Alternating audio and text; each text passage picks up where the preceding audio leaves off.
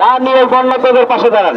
সুপ্রিয় এলাকাবাসী, আমরা আজকে এমন একটি সময় অতিবাহিত হচ্ছে, যে সময় যখন আমরা দ্বিতীয়বারের স্বাধীনতা এনে আমরা বাংলাদেশকে ঘুরে দাঁড়ানোর জন্য আমাদের প্রধান উপদেষ্টা অধ্যক্ষ ইউনূস সাহেব অক্লান্ত পরিশ্রম করছেন।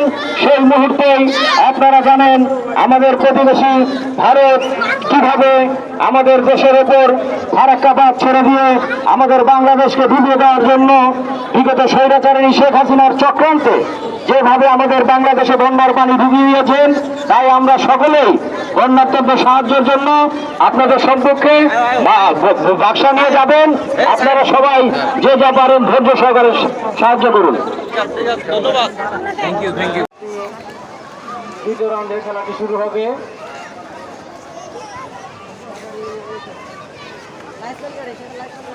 আজকের খেলায়